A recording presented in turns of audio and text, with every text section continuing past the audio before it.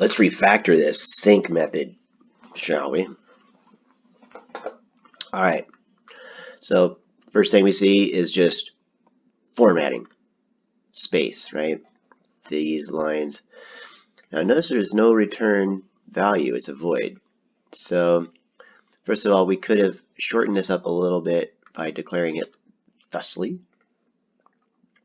But since we're not actually returning the value, we can really just skip that whole thing. And there's really no decision making being done on that other than was it successful. So we can just say, hey man, it's not successful. Return. Cool. Do the same exact thing here.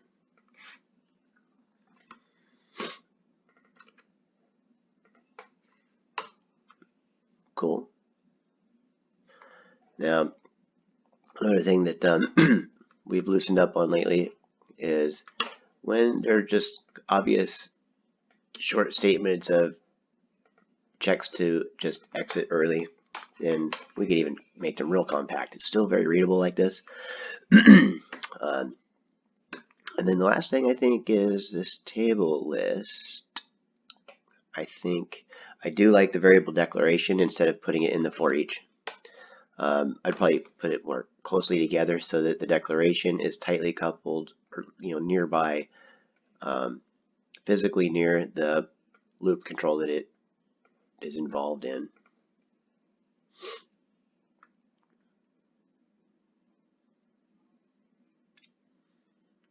And that's everything I see in there. There is one other detail I noticed before I started this recording, actually.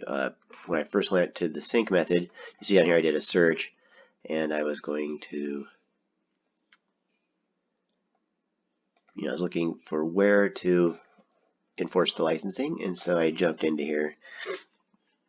And I went to the base class, which is a virtual, so it's just good form to run your